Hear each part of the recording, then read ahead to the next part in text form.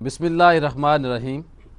ناظرین، اسلام اور ہماری زندگی پروگرام کے ساتھ میں ہوں محمد ضیاء الحق نقشبندی، آپ کی خدمت میں حاضر ہوں۔ آج ہم نے بات کرنی ہے کہ ہماری جو زندگی ہے اس کو بامقصد کیسے بنایا جا سکتا ہے۔ اللہ پاک کی ذات نے کوئی بھی چیز بے مقصد پیدا نہیں کی، ہر چیز کا ایک مقصد ہے، لیکن جو اللہ کی مخلوق میں سے اشرف المخلوقات انسان ہے، وہ سب سے افضل ہے۔ جو چیز سب سے افضل ہو اس کی ذمہ داری بھی زیادہ ہوتی ہے۔ ہمیشہ کی طرح بڑا ہی خوبصورت گلدستہ آج ہم نے سجایا ہے، اور جس طرح ہم پہلے بات کر رہے تھے کہ زندگی کا مقصد ہی یہ ہے کہ اپنی زندگی کو بامقصد طریقے سے گزارا جائے۔ علماء اکرام کا ہم آپ سے تعارف کراتے ہیں۔ ہماری بڑی ہی خوشبختی ہے، ہمارے ساتھ موجود ہیں بڑے ہی پیارے ہمارے دوست ہیں، بھائی ہیں، عالم دین ہیں، جناب مفتی انتخاب احمد نوری صاحب۔ آپ مذہبی کوارڈینیٹر ہیں حکومت پنجاب۔ السلام علیکم جی۔ وعلیکم السلام ورحمۃ اللہ وبرکاتہ۔ ان کے ساتھ ہمارے بڑے ہی اچھے بزرگ رہنما حضرت علامہ ڈاکٹر محمد سعد صدیقی صاحب ہیں۔ آپ مدرس ہیں جامعہ اشرفیہ لاہور۔ السلام علیکم۔ وعلیکم السلام ورحمۃ اللہ۔ ہمارے گلدستے کے تیسرے پھول ہیں حضرت علامہ رانا محمد شفیق خان پسروری صاحب۔ آپ دینی اسکالر ہیں، مصنف ہیں، صحافی ہیں۔ السلام علیکم جی۔ ہمارے گلدستے کے چوتھے پھول اور بڑے ہی پیارے پھول حضرت علامہ مولانا حافظ کاظم رضا نقوی صاحب ہیں۔ آپ رہنما ہیں شیعہ علماء کونسل۔ السلام علیکم جی۔ وعلیکم السلام۔ بڑا اچھا موضوع ہے انتخاب صاحب، اور ہم نے جس طرح پہلے بات کی کہ زندگی کو کیسے گزاریں، تو میرا آپ سے سوال یہ ہے کہ قرآن پاک زندگی کو بامقصد گزارنے کے حوالے سے کیا کہتا ہے؟ نحمدہ ونصلی ونسلم علی سیدنا رسول الکریم، اما بعد۔ اعوذ باللہ من الشیطان الرجیم، بسم اللہ الرحمن الرحیم۔ قرآن عزیز میں اللہ رب العزت نے ارشاد فرمایا، وما خلقت الجن والانس الا لیعبدون۔ جیسا کہ آپ نے تمہیداً یہ کلمات باندھے کہ ہر چیز کا کوئی نہ کوئی مقصد ہوتا ہے، اور انسان چونکہ اشرف المخلوقات ہے، اس کو جو اللہ رب العزت نے یہ مقام منصب عطا فرمایا ہے، تو اس منصب اور مقام کا تقاضا بھی یہی ہے کہ اس کے اوپر ذمہ داریاں عائد ہوتی ہیں، ماشاءاللہ، جو کہ دوسروں سے بہت زیادہ ہوتی ہیں۔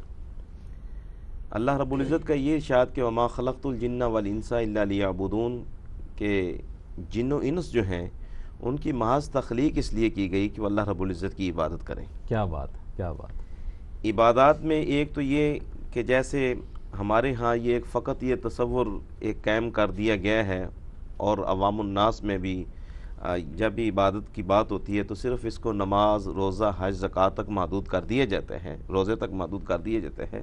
نہیں، ایسا نہیں ہے۔ عبادات کا ایک دائرہ کار بہت وسیع ہے، جیسے ایک سمندر ہے، اس کی گہرائیاں بھی ہیں، اس میں موجیں بھی ہیں، اس میں لہریں بھی ہیں۔ قرآن عزیز کا یہ جو مفہوم اس آیت کریمہ کا بہت وسیع تر ہے۔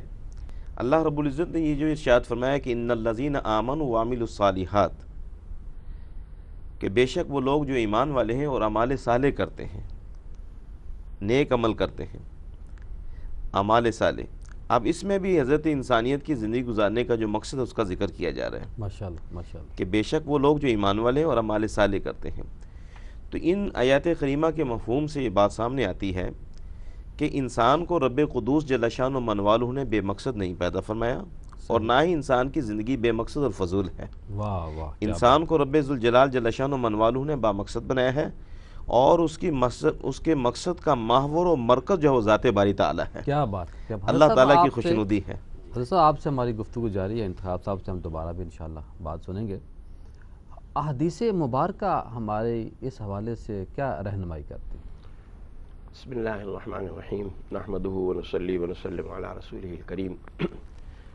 دیکھیے احادیث مبارکہ اگر آپ یوں کہیں کہ اتنی احادیث ہیں اتنی ہیں تو شاید یہ بات مکمل نہ ہوگی۔ اگر ہم یہ کہیں کہ رسول اللہ صلی اللہ علیہ وسلم کی پوری حیات مبارکہ، آپ کی زندگی کا ایک ایک لمحہ یہی سکھا رہا ہے کہ ہمیں زندگی کیسے گزارنی ہے۔ سبحان اللہ، سبحان اللہ۔ ایک صحابی نے حضرت عائشہ صدیقہ رضی اللہ تعالیٰ عنہا سے دریافت کیا کہ رسول اللہ صلی اللہ علیہ وسلم کا خلق کیا تھا؟ تو حضرت عائشہ صدیقہ رضی اللہ تعالیٰ عنہا نے کہا کہ تم قرآن نہیں پڑھتے؟ انہوں نے کہا جی پڑھتا ہوں، اقرأ مرارا بعد مرار۔ انہوں نے کہا کان خلقہ القرآن، اللہ اکبر۔ آپ کا خلق قرآن تھا۔ قرآن نے جو تعلیم دی رسول اللہ صلی اللہ علیہ وسلم نے اس پر عمل کر کے دکھلایا۔ سبحان جیسے ابھی انتخاب صاحب فرما رہے تھے کہ عبادت، وما خلقت الجن والانس الا لیعبدون، کہ انسان کی اور جنات کی دونوں کی تخلیق کا مقصد عبادت ہے۔ یہ عبادت کیسے کرنی ہے، اس عبادت کی کیفیت کیا ہوگی، یہ عبادت کیسے ہوگی، نماز کیسے ہوگی، زکوٰۃ کیسے ہوگی، حج کیسے ہوگا، روزہ کیسے ہوگا، معاملات و معاشرت کیسے ہوں گے، خرید و فروخت کے معاملات، یہ ساری چیزیں رسول اللہ صلی اللہ علیہ وسلم نے عبادت بنا دی۔ سبحان اور اللہ۔ ہمارے لیے ایک ایسا دین، یعنی وہ جو فرمایا اللہ تعالیٰ نے لقد من اللہ علی المؤمنین اذ بعث فیہم رسولا من انفسہم، واقعی ایک ایسا احسان ہے ضیاء صاحب کہ آپ محسوس فرمائیں کہ ہماری زندگی کا ایک ایک لمحہ اور ہماری زندگی کا ایک ایک عمل عبادت بن سکتا ہے۔ ہم زندگی یعنی کھانا پینا بھی ہمارا عبادت بن سکتا ہے اگر ہم کھانے پینے میں یہ نیت کر لیں کہ میں اس لیے کھا پی رہا ہوں کہ تاکہ میرے اندر تقویت آئے اور میں اللہ کی عبادت کے لیے زیادہ مستعدی کے ساتھ اور زیادہ تندہی کے ساتھ تیار ہوں، اپنی صحت و عافیت کو برقرار رکھتے ہوئے۔ تو یہ جو چیز ہے، آپ کا کھانا پینا بھی عبادت بن جائے گا، آپ کا اوڑھنا بچھونا، آپ کا پہننا اوڑھنا، آپ کا گھر میں آنا جانا، آپ کے گھریلو معاملات، آپ کی تجارت، یہ ساری چیزیں تجارت عبادت بن جائیں گی۔ رسول اللہ صلی اللہ علیہ وسلم نے فرمایا کہ التاجر الصدوق الامین خیر من الف عابدین، کہ ایک سچا اور امانت دار تاجر 1000 عبادت گزار بندوں سے بہتر ہے۔ اللہ۔ ناظرین، بڑی اچھی گفتگو جاری ہے، ملتے ہیں مختصر وقفے کے بعد۔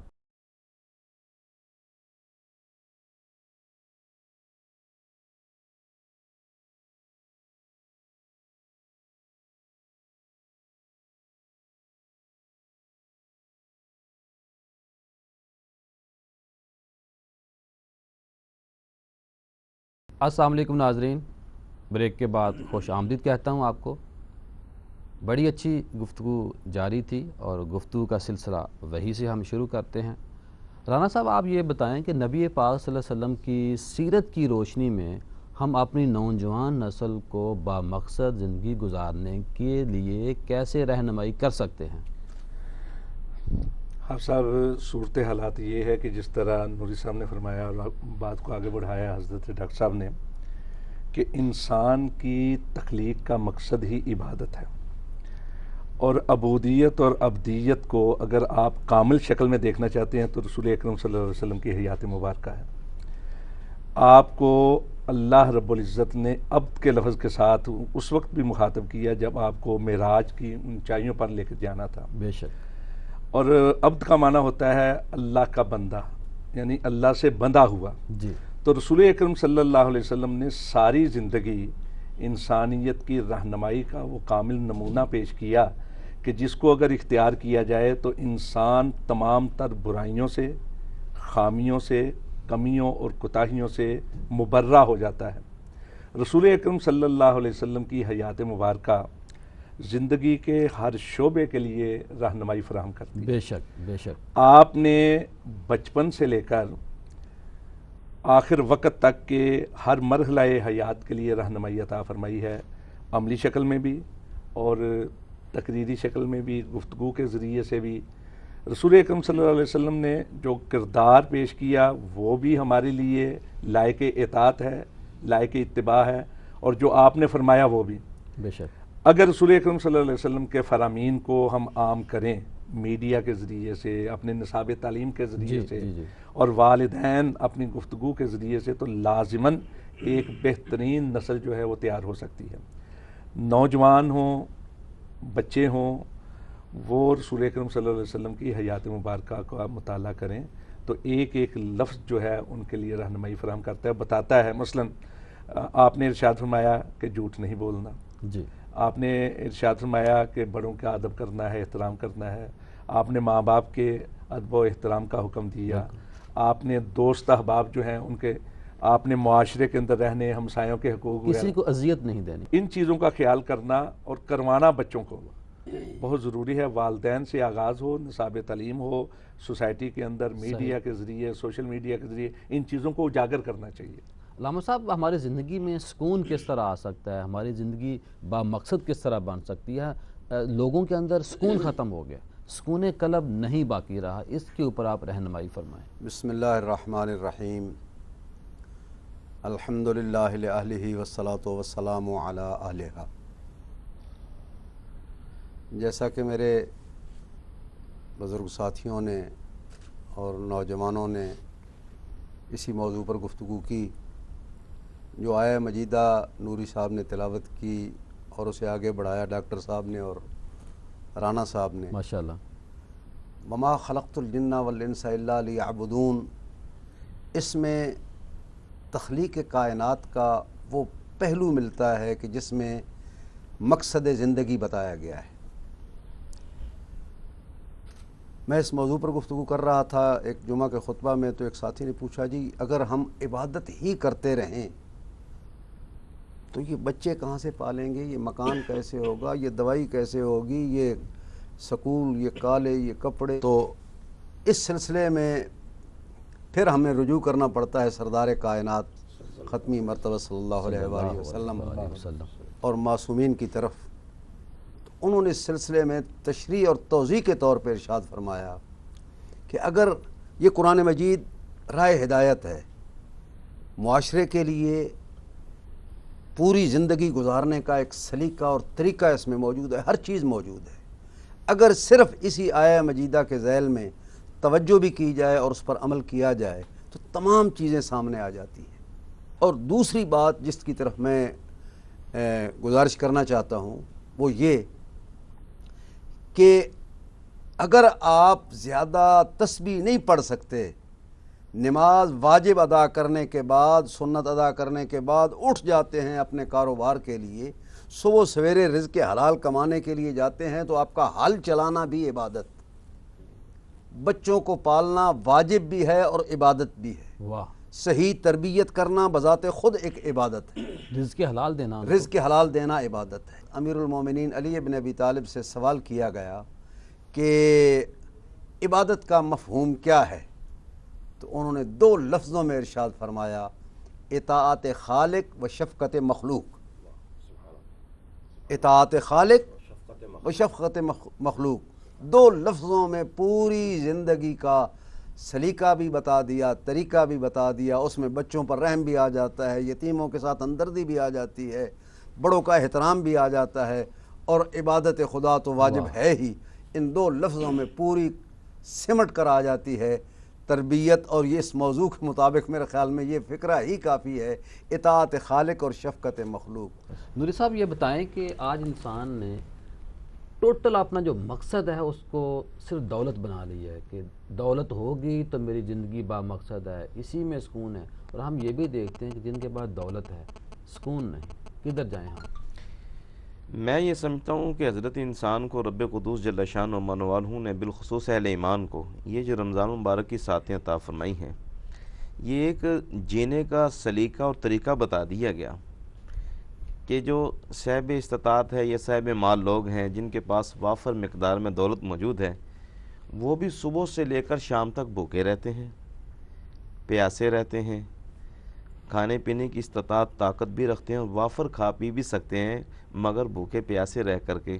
اور وہ لوگ جن کے پاس زندگی گزارنے کے لیے تھوڑا سا مال موجود ہے، یا وہ لوگ جن کے پاس مال ہے ہی نہیں زندگی گزارنے کے لیے، وہ لوگوں کی امداد پہ اپنی زندگی کو گزارتے ہیں، تو وہ بھی صبح سے لے کر شام تک بھوکے پیاسے رہتے ہیں۔ تو گویا صبح سے لے کر شام تک بھوکے پیاسے رہنا، یہ جس رمضان مبارک میں جو روزے کی حالت میں انسان کا وقت گزرتا ہے، یہ اس بات کی نفی کرتے ہیں کہ صرف مال و متاع، دنیا کی مال و دولت کا جمع کرنا ہی انسان کا مقصد حیات نہیں ہے۔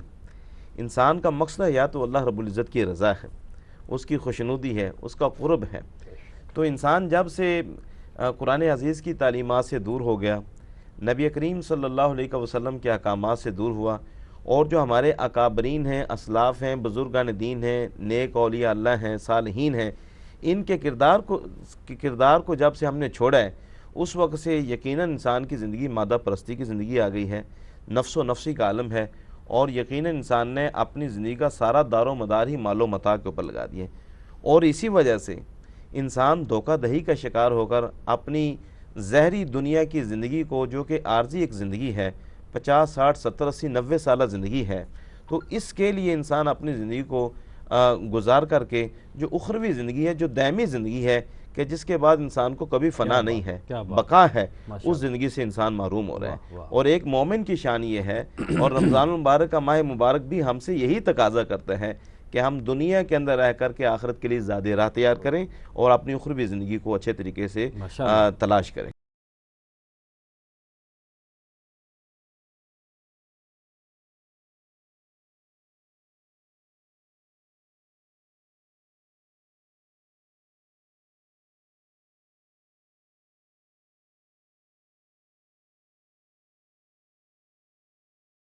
با مقصد زندگی کیسے؟ تو ڈاکٹر صاحب ہمیں یہ بتائیں کہ کمرشل دنیا ہو گئی ہے پوری، بہت دنیا داری، اور ہر بندہ آگے سے آگے نکلنے کی کوشش کر رہا ہے، اور بہت ساری خودکشیاں بھی ہو رہی ہیں. ریزن کیا ہے؟ مسئلہ کہاں پیدا ہوا ہے؟ اصل میں جیسے نور صاحب بھی فرما رہے تھے اور علامہ صاحب نے بھی فرمایا کہ دین اور دنیا کا جو تصور ہے نا، وہ ہمارا تھوڑا سا خراب ہو گیا، اور دین اور دنیا کے درمیان ہم نے یہ سمجھ لیا کہ یہ ایک دوسرے سے بالکل الٹ اور متضاد چیزیں ہیں. اگر ہم دین کو مقصد زندگی بنا لیں گے تو ہماری دنیا خراب ہو جائے گی، اور اگر ہم دنیا کو مقصد زندگی بنا لیں گے تو ہمارا دین خراب ہو جائے گا. حالانکہ اگر آپ غور فرمائیں تو اللہ تعالیٰ نے ہمیں یہ ایسا دین عطا فرمایا ہے کہ اگر ہم اس دین کو مقصد زندگی بنا لیں تو یہ دین یہ نہیں کہتا کہ دنیا کو چھوڑ دو. صوفیہ نے ایک بڑی خوبصورت مثال دی ہے، عارفین و صوفیہ نے، اور وہ مثال یہ دی ہے کہ دیکھیے کشتی کے چلنے کے لیے پانی کا ہونا ضروری ہے. واہ، بے شک ہے نا، پانی کے بغیر کشتی نہیں چل سکتی. لیکن کشتی پانی پر اس وقت تک کامیابی سے تیرتی ہے جب تک پانی کشتی سے باہر رہے. کیا بات ہے! جو ہی پانی کشتی کے اندر داخل ہوتا ہے، کشتی کو بھی ڈبو دیتا ہے، اور کشتی میں جو کچھ ہے، جو کچھ لوگ ہیں، سامان ہے، وہ اس کو بھی ڈبو دیتا ہے. بالکل یہی حال انسان اور دنیا کا ہے کہ انسان اپنے دل کے اندر اس دنیا کو داخل نہ ہونے دے، دل سے باہر رکھے، اور اس کے اوپر اوپر تیرتا رہے. کامیابیاں دنیاوی اعتبار سے بھی اس کے قدم چومیں گے، اور آخرت کے اعتبار سے بھی اس کا قدم چومیں گے. وہ دین میں بھی کامیاب ہوگا، وہ دنیا میں بھی کامیاب ہوگا. آج ہم یہ جو صورتحال جس کا نقشبندی صاحب نے ذکر فرمایا کہ خودکشیاں ہو رہی ہیں، اس کی وجہ یہی ہے کہ ہماری زندگی بے مقصد ہو گئی ہے. ہم ایک دوڑ میں لگے ہوئے ہیں، ایک مسابقت میں لگے ہوئے ہیں. آپ کے پاس ایک گاڑی ہے تو میں کہتا ہوں میرے پاس بھی ایسی گاڑی ہونی چاہیے جیسی آپ کے پاس ہے. آپ کے پاس ایک خوبصورت گھر ہے تو مجھے یہ خواہش ہوگی نیچے نہیں دیکھتے، اوپر نیچے نہیں، اوپر دیکھتے ہیں. اوپر دیکھنا چاہیے، لیکن ان لوگوں کو دیکھنا چاہیے جو دینی اعتبار سے ہم سے اونچے ہیں، ہے نا، اور نیچے دیکھنا چاہیے ان لوگوں کو کہ جو دنیاوی اعتبار سے ہم سے نیچے ہیں. اور پھر اللہ کا شکر ادا کرنا چاہیے کہ اے اللہ، تو نے مجھے ان سے بہتر بنایا ہے، تو نے مجھے اچھی زندگی عطا فرمائی ہے. علامہ صاحب، ہم بہت آگے جا رہے ہیں، یعنی کہ آپ سمجھیں کہ ہم دنیا کما رہے ہیں اور ہمارے پاس ٹائم نہیں ہے، بالکل افرا تفری کا عالم ہے، اور بندہ چاہتا ہے کہ میں یہ کر لوں، وہ کر لوں. بیوی بچوں تک کو ٹائم نہیں مل رہا. ان بیچاروں کیا کیا قصور ہے؟ کیا بیوی بچوں کو ٹائم دینا با مقصد زندگی کا حصہ نہیں ہے؟ اصل میں صورت حالات یہ ہے کہ ہم بھول گئے ہیں کہ ہمیں پیدا کس لیے کیا گیا تھا. ہم یہ جانتے ہی نہیں کہ ہماری زندگی ہے کیا. زندگی کا نہ فلسفہ ہم سمجھ پائے ہیں، نہ اپنے مقصد تخلیق کو صحیح طور پہ سمجھ پائے ہیں. اگر ذہنوں میں یہ بات آ جائے کہ اللہ رب العزت نے ہمیں ایک گراؤنڈ میں اتارا ہے تو کس لیے اور کس جگہ پہ قائم کیا ہے. جس طرح ڈاکٹر صاحب ارشاد فرما رہے تھے نا کہ آدمی سمجھتا ہے. اور یہاں میں ایک مثال عرض کرنا چاہتا ہوں، وہ ہے حضرت امام غزالی رحمۃ اللہ علیہ کی. وہ کہتے ہیں کہ میں بازار میں سے گزر رہا تھا تو ایک برف بیچنے والے سے میں نے زندگی کا مفہوم بھی سمجھا اور میں نے سورہ والعصر کی تفسیر بھی سمجھ لی. ہائے برف بیچنے والا یہ آوازہ لگا رہا تھا کہ رحم کھاؤ اس شخص پر جس کا سرمایہ پانی بن کر بہ رہا ہے. اللہ، مطلب یہ کہ جتنی جلد برف بک جائے گی اتنا ہی منافع ہوگا، ورنہ برف نے تو پانی بن کر بہ جانا ہے. تو زندگی گزر رہی ہے سانس، ہم نظر انداز کیے ہوئے ہیں اپنے مقصد تخلیق. بڑا اچھا آپ نے ذکر کیا. رسول اکرم صلی اللہ علیہ وسلم نے جو نمونہ پیش کیا ہے، جو دین ہم کو دیا ہے، اس میں ایک ایک حرکت خواہ اپنے پیٹ کے لیے ہو یا خواہ اپنے آرام کے لیے ہو، اگر اللہ کے تعلق کے ساتھ باندھ کر اور رسول اللہ کی اطاعت کے ساتھ بسر کیجیے، وہ عبادت بن جاتی ہے. اگر ہم دائیں ہاتھ سے کھائیں گے، بسم اللہ پڑھ کے کھائیں گے، لقمہ حلال ہوگا تو پیٹ ہمارا بھرے گا، لیکن وہ بھی عبادت ہے.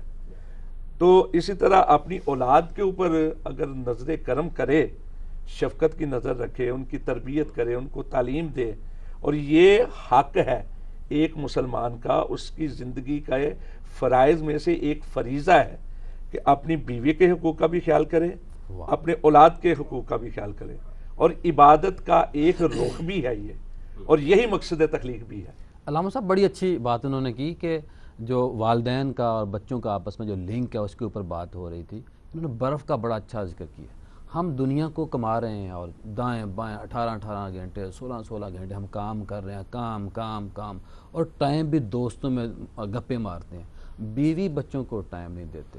کیا یہ بھی دیکھیں نا کتنا ظلم ہے کہ برف والا ہی معاملہ کہ اولاد جوان ہو رہی ہے، ان کو ٹائم نہیں دے رہے. آپ باہر ہنستے ہیں لوگوں کے ساتھ، جب گھر پہنچتا منہ بنا لیتا ہے، بہت سے لڑائی جھگڑے شروع ہو جاتے ہیں. گھر سے باہر آپ با مقصد ہیں، گھر کے اندر آپ بے مقصد ہو جاتے ہیں. اس کے اوپر رہنمائی فرمائیں آپ. خالق کائنات نے اولاد جو عطا کی ہے، سب سے پہلے تو یہ میاں بیوی کا تعلق، اس کو بہت پیارے انداز میں قرآن مجید میں ذکر کیا گیا ہے کہ کس انداز میں یہ ایک دوسرے کا لباس ہیں، ایک دوسرے کا سکون ہے، ایک دوسرے کی. اور دوسری بات اولاد کے حوالے سے بیٹا یا بیٹی، بیٹے کے بارے میں کہا گیا ہے کہ بیٹا نعمت ہے اور بیٹی رحمت ہے. اور بہت بڑی یہ سردار کائنات کا فرمان بھی اور اللہ کا فرمان بھی، یہ رحمت بیٹی، اس کی پرورش تربیت، مختلف روایات میں نے پڑھی ہیں، اس میں کہتے ہیں کہ اگر 3 بیٹیوں کی پرورش کرنے والے کے لیے سردار کائنات نے ارشاد فرمایا کہ اس کی جنت کا میں ضامن ہوں. واہ. تو تربیت کرے گا تو تب نا.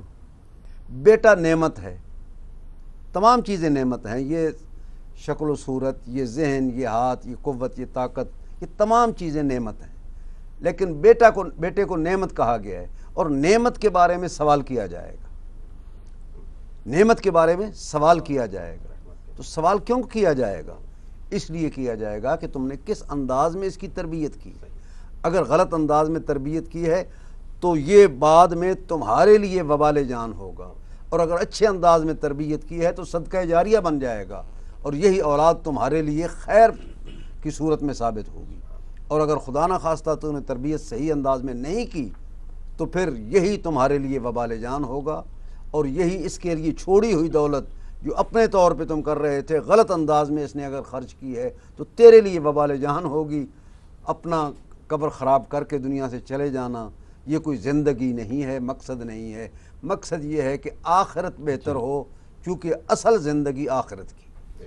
مفتی صاحب یہ بتائیں کہ حقوق العباد اور حقوق اللہ کا آپس میں کیا لنک ہے؟ ان میں اگر ہم عوام کو بتائیں کہ یہ حقوق العباد ہیں، یہ حقوق اللہ ہے، یعنی کہ زندگی گزارنے کا جو صحیح طریقہ ہے اس کی طرف ہم آپ سے رہنمائی چاہتے ہیں. میں یہ کاظم رضا صاحب کی بات کو جو ان سے آپ سے سوال فرمایا، ناظرین کے لیے تھوڑا سا سمجھانے کے لیے، سمجھنے کے لیے آسان کرنا چاہتا ہوں. قرآن عزیز ایک ایسی لاریبہ کتاب ہے دین اسلام، جو ہماری یہ اس جو ایک مونوگرام بھی ہمارے پروگرام کے اسلام اور میری زندگی، ماشاءاللہ کتنا یہ پیارا، کتنا پیارا یہ ایک موضوع آپ نے ایک مونوگرام کے طور پر ناظرین کے لیے، جو کروڑوں کی تعداد میں مسلمان اس سے مستفیض ہو رہے ہیں، آپ نے اس کا تقرر فرمایا. قرآن عزیز ایک ایسی لاریبہ کتاب ہے جس میں اپنے ماننے والوں کو زندگی کے اندر جو اہم سوالات ہیں نہ صرف وہ سکھائے، نہ صرف وہ بتلائے، بلکہ جو اس کے جوابات ہیں جس کے اندر کوئی تغیر و تبدل، کوئی تبدیلی نہیں ہو سکتی، وہ بھی ساتھ اس کا تقرر فرما دیا گیا۔ بے شک بے شک۔ اب جہاں تو یہ فرمایا گیا کہ انسان کی زندگی جو ہے وہ جو ہے ایمان والے کی جو زندگی ہے، مسلمان مومن کی، حضرت انسانیت کی جو زندگی ہے وہ وہی ہے جو با مقصد ہے، وہاں یہ بھی فرمایا گیا اگر تیری بے مقصد زندگی ہے تو وہ بے مقصد کیسے، اس کا تذکرہ کرتے ہوئے ارشاد باری تعالیٰ ہے اعلموا انما الحیات الدنیا لعب و لہو، اللہ کہ تم جان لو بے شک جو دنیا کی زندگی ہے وہ کھیل تماشا ہے۔ اللہ اللہ۔ اب بھلا یہ بتلائیے کون سا ایسا دین ہے، کون سا ایسا مذہب ہے جو انسان کی زندگی کے ہر قدم کے اوپر اس کی رہنمائی کرتا ہو؟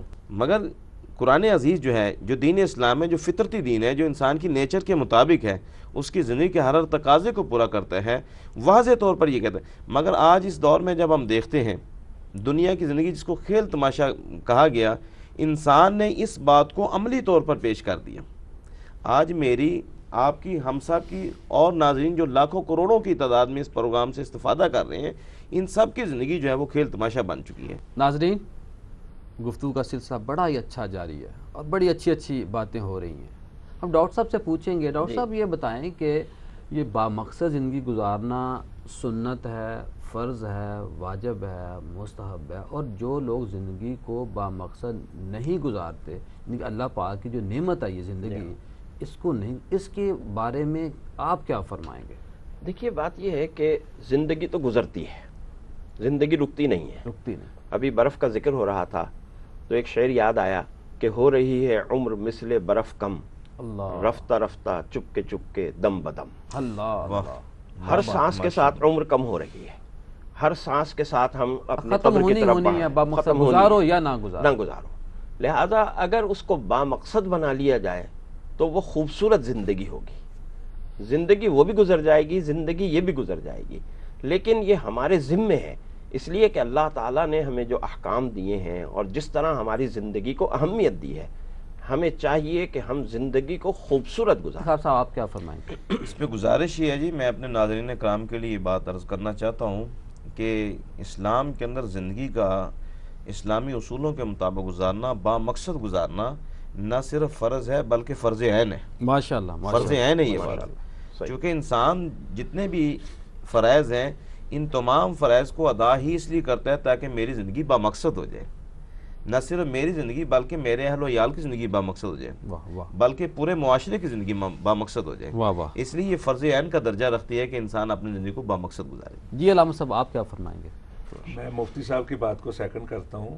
جتنے بھی فرائض ہیں، جتنے بھی وجوب ہیں، جتنی بھی سنتیں ہیں، جتنے بھی مستحبات ہیں، وہ سارے کے سارے اس ایک فرض عین کے تابع ہیں۔ زندگی ہو ہی بامقصد تو زندگی ہے، واہ ورنہ زندگی بے بندگی، شرمندگی۔ اللہ۔ جی علامہ صاحب۔ واہ۔ زندگی کے بارے میں بہترین اصول جو میری نگاہ میں ہے، یہ بلب اگر روشنی نہ دے تو اسے باہر پھینک دینا چاہیے۔ بالکل۔ پنکھا لگا ہوا ہے بجلی والا، وہ اگر ہوا نہ دے تو اسے باہر پھینک دینا چاہیے، کوڑ بکاڑ ہے۔ اسی طرح انسان ہے، اگر اس کی بے مقصد زندگی ہے تو یہ پھینکنے کے قابل ہے، اگر با مقصد زندگی ہے تو اللہ کی نگاہ میں بھی، رسول کی نگاہ میں بھی، اور زندگی ہی جیسے اسلام اور میری زندگی ہی اصل اسلام کے تابع جو ہے وہی اصل زندگی ہے، اس کے علاوہ کوئی زندگی نہیں ہے۔ ناظرین، ہمارا جو پینل ہے، جو ہمارا گلدستہ ہے، ان کی باتوں کو سنا۔ یہاں پر ہم علماء کرام سے اجازت چاہیں گے، اور پروگرام کے آخر میں جو علماء کرام نے آپ سے شرعی طور پر مطالبہ کیا ہے، اپنے آپ کو بہتر کر لو، آپ بہتر ہوں گے تو یہ پاکستان بہتر ہو جائے گا، یہ امت مسلمہ بہتر ہو جائے گی۔ تو ہماری گفتگو کا سلسلہ جاری رہے گا، بریک کے بعد انشاءاللہ پروگرام کا خلاصہ پیش کیا جائے گا۔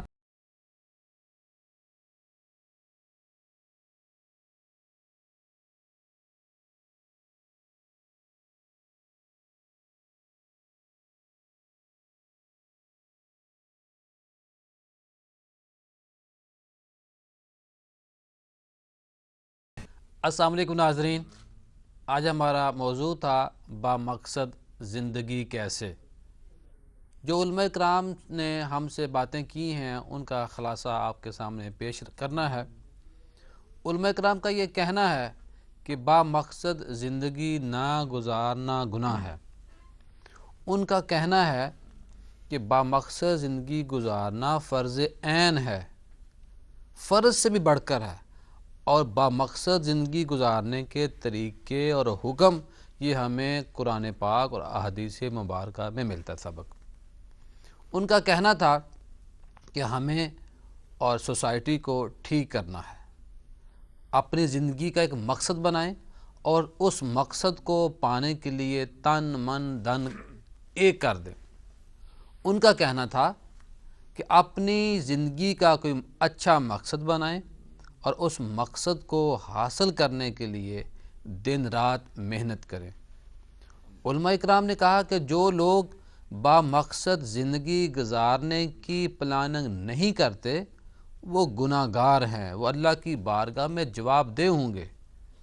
انہوں نے کہا وہ اس لیے کہ اللہ پاک نے جو زندگی انسان کو دی ہے وہ ایک بہت بڑی نعمت اللہ پاک کی، اس لیے آج ہمیں یہ عہد کرنا چاہیے کہ ہم خود اور اپنے جتنے بھی ملنے والے ہیں ان سے بھی یہ عہد لیں کہ ہم زندگی کو بامقصد طریقے سے گزاریں۔